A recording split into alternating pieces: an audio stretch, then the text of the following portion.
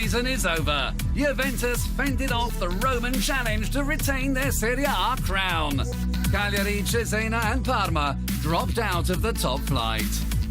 This week, the first of two specials that look back over the last 9 months, starting with the Bianconeri. Massimiliano Allegri gave us his take on how the league and cup double was won. Carlos Tevez was not able to finish the season as top scorer. That honour went to two players whose style and age contrast, Luca Toni and Mauro Icardi.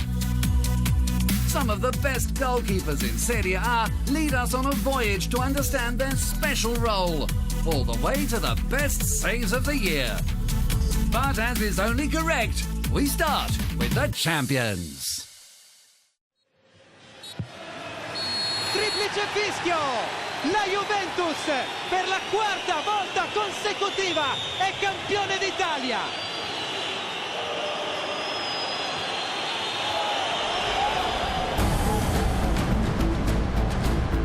Four consecutive Serie A titles, a feat achieved just once before in Juventus history in the early 1930s.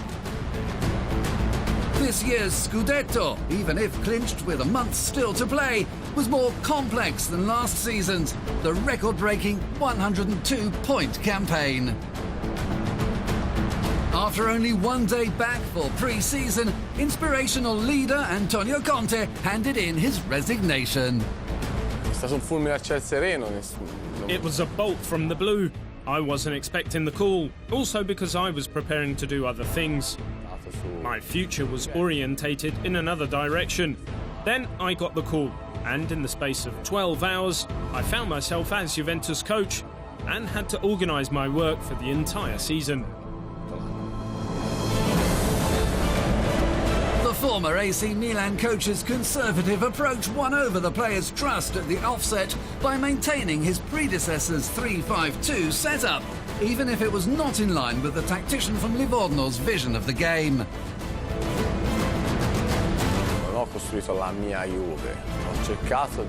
I did not build my Juve.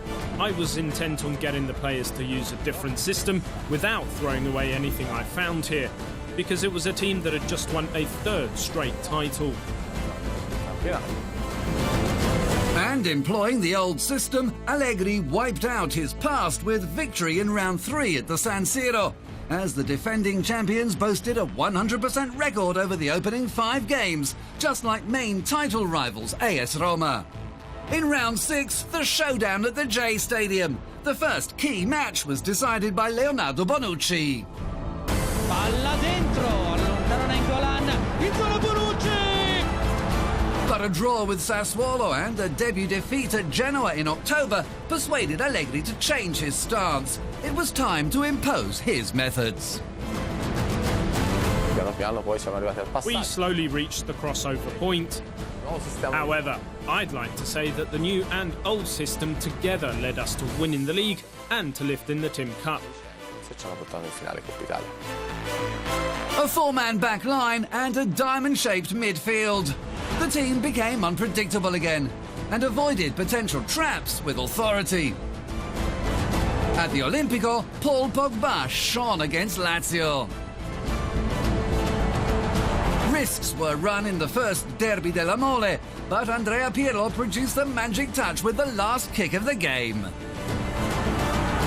Then 2 draws in quick succession, and AS Roma were planning on reducing the gap further, expecting a Juventus slip-up in Naples. Let's just say there were moments, like when we drew with Sampdoria and Inter at home, that left us needing to win the next match, which is what we did at Napoli. In the 90th minute at the San Paolo, Juventus were leading 2-1. The last seconds went from a possible equaliser at one end to a breathtaking finish at the other, which crowned the Bianconeri winter champions, 3 points ahead of AS Roma. The chasing team's belief waned over the winter months, while the Turin Giants rarely put a foot wrong. Consistency was the secret to success.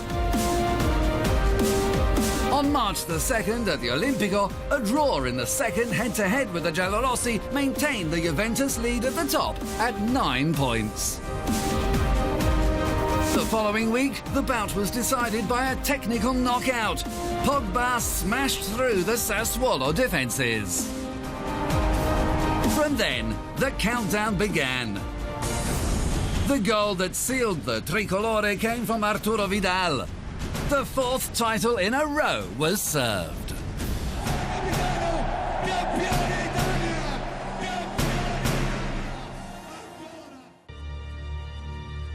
With the Scudetto safely under lock and key in the trophy cabinet, the next appointment for Juventus was in Rome.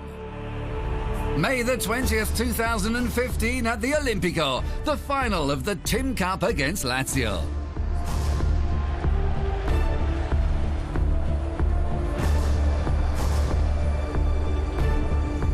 The Bianconeri were making a 15th appearance in the final and hunting the Silver Star awarded to a club winning the competition 10 times. Lazio was seeking a 7th win from 8 finals. Faced with a long injury list, Stefano Pioli looked to take the initiative away from Juventus with an aggressive approach.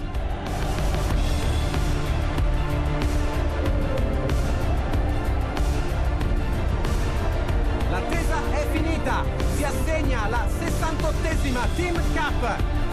Di fronte alla Juventus, neocampione d'Italia, e la Lazio, una delle rivelazioni della stagione.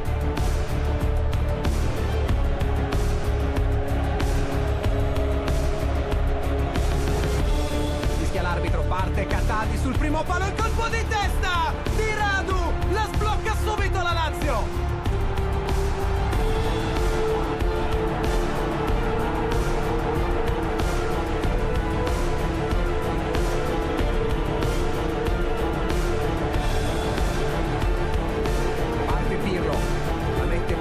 Secondo palo, colpo di testa e poi Chiellini! Ha già pareggiato la Juve! It was a stunning start, and after just 10 minutes, despite the absence of Alvaro Morata and Claudio Marchisio on one side and Lucas Biglia on the other, it was 1-1.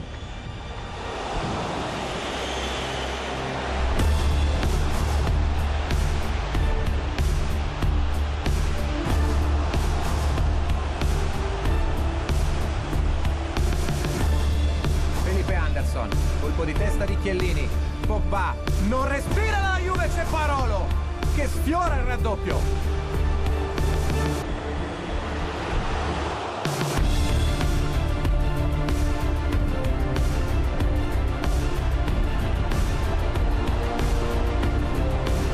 Both teams continued to play open football, but could not add to the scoreline.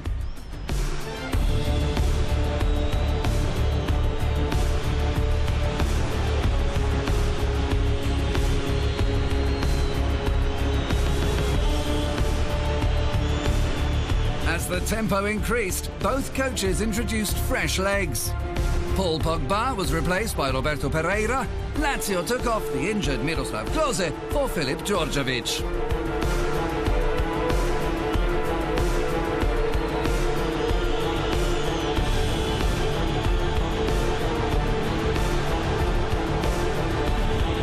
Chiellini, largo da Tevez, ultimo pallone del match. Tevez rientra in 1 contro 1, Tevez ci prova! Alto! 90 minutes could not separate the sides, sending the match into extra time. Va Djordjevic! Doppio palo!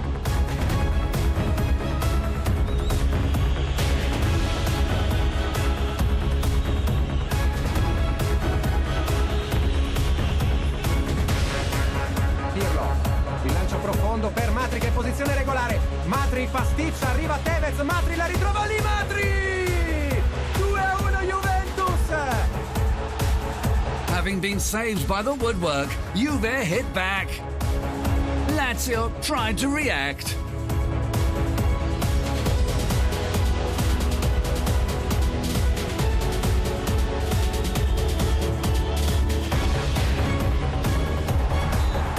Juventus took revenge for the 2003-2004 final to win a record 10th Tin Cup. A season that had begun with a sense of uncertainty became a double-winning campaign. Previously only achieved at Juventus in 1959-1960 by Carlo Parola and in 1994-1995 by Marcello Lippi.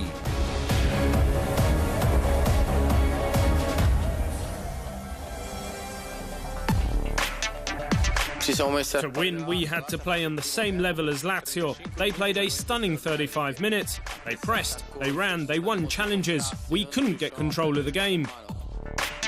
It was a great match. Both teams played well and they came out on top. We battled every step of the way and we played well against an immense side. My goal was very important because they scored early on and we knew Lazio were very dangerous on the counter-attack. They proved that again over 120 minutes this evening. It was important to get back on level terms straight away.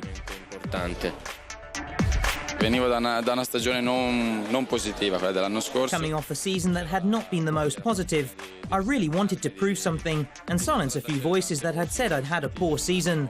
In a small way, I have proved something. Nel mio piccolo sono riuscito a dimostrare ancora qualcosa.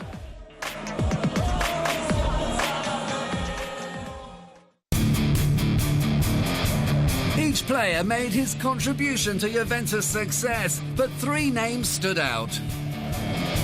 First, the fans' Player of the Year for a second consecutive Serie A season, Carlos Tevez. With 20 goals from 29 league starts, the number 10 hit 29 for the season in all competitions. Goal number 30 beckons in Berlin. In a season when Andrea Pirlo, Paul Pogba and Arturo Vidal swapped places in the treatment room, another midfield star, Claudio Marchisio, kept a perfect bill of health. The Turin-born and bred Juventus youth product replaced each and every one of his injured teammates without letting the quality drop. Second only to Leonardo Bonucci for appearances over the double-winning season, Marchisio surpassed the 300-match milestone in his Juventus career. 33 starts in Serie A brought another 18 clean sheets to the man who has had the privilege to lift the trophies before anyone else, Gianluigi Buffon. In mid-October, his 500th match for the old lady. A constant source of encouragement for his teammates, a leader on and off the pitch, and not forgetting, at 37, still arguably one of the best goalkeepers on the planet. Buffon, Marchisio, Tevez, the spine supporting Juventus' success.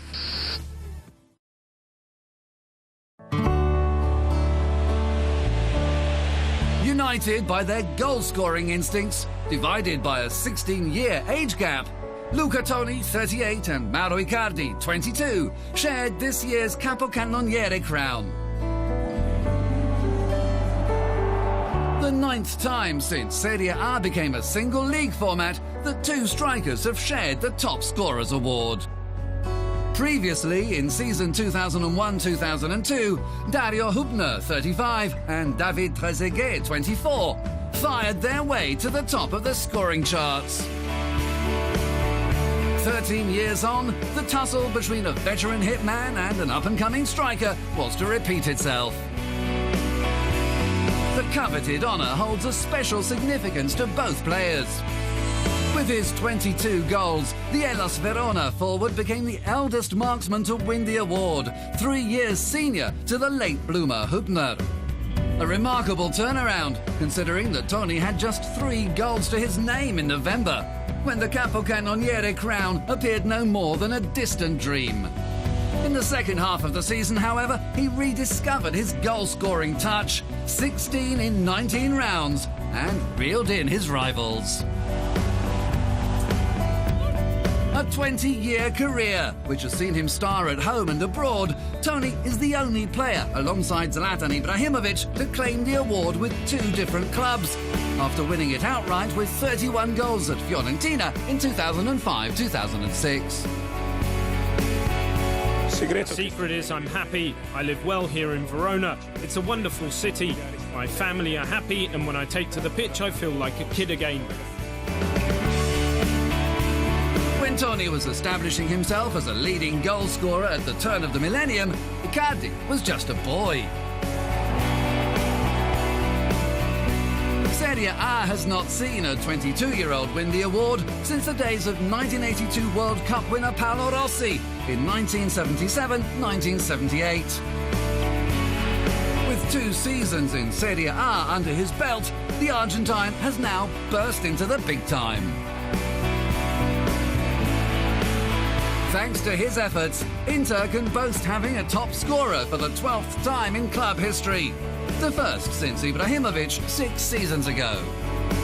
The Swedish star inspired the Nerazzurri to numerous domestic titles with his flashes of brilliance. Time and talent are on Icardi's side to follow in his footsteps.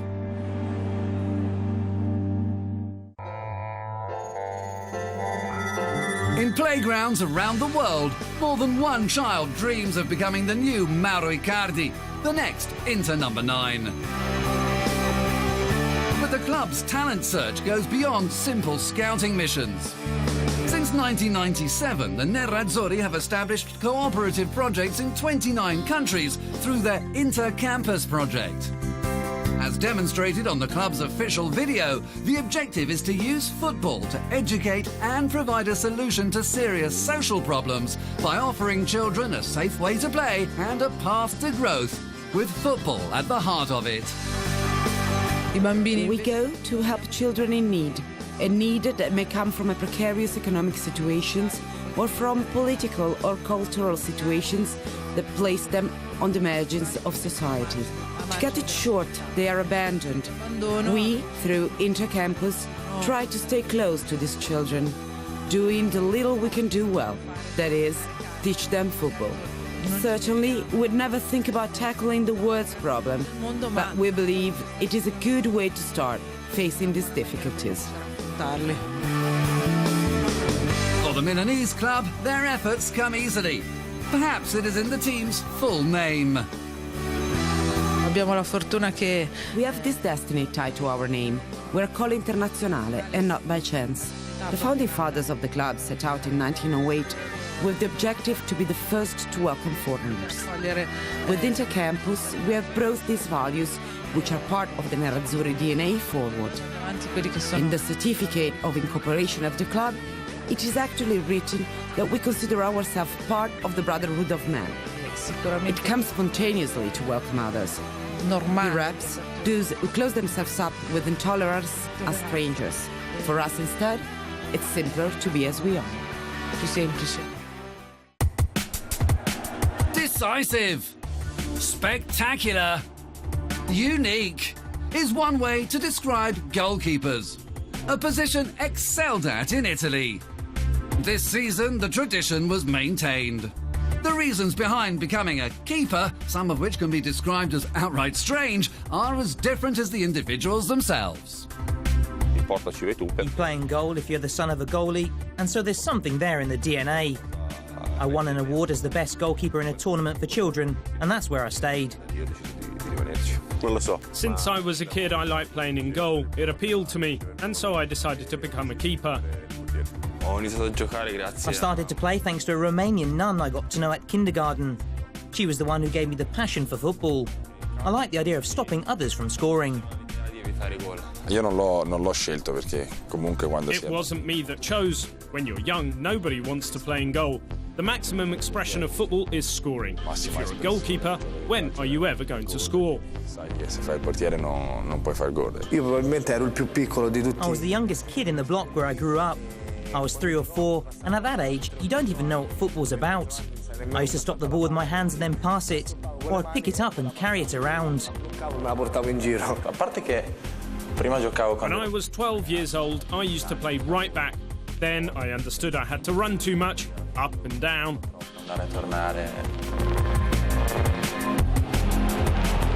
To stand on the goal line facing pile drivers that can reach 100 kilometers an hour requires a special set of characteristics. What keepers have in common is that we're all a bit crazy. I'm not crazy. I think I'm extremely calm. They say you've got to be a bit mad. One gift the goalie needs is how to stay calm and to spread this calmness to the team. An argument that cannot be denied is that the hands-on nature of the goalkeeping makes it different from every other position. It's a strange position. It's enough to think about the tactical setups like 4-4-2 or 3-5-2. It's not as if there are just 10 players, though. The colour of the keeper's kit is different from the rest of the team. This is enough to underline the difference between goalkeeper and the other 10 players. The margin of error is reduced to almost zero. If we make a mistake, behind us is the goal. That's all. And over 90 long minutes, a sense of isolation might set in. It's a lonely life.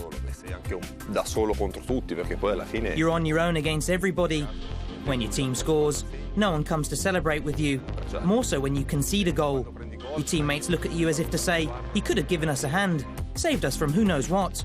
At times, you find yourself alone against all the players out there on the pitch. I like feeling part of the team. When my team is on the attack, I'm on the attack with them. The keeper plays his own personal match in that he lives through the mistakes, the saves, any situation on his own. I'm really inside the match, because being so far away from the others, I can't vent my tension or emotions like outfield players can. I love to celebrate when we score. What I ask my players every now and again is, instead of running towards the fans after a goal, is that they run towards their keeper. Maybe we can meet at the halfway line.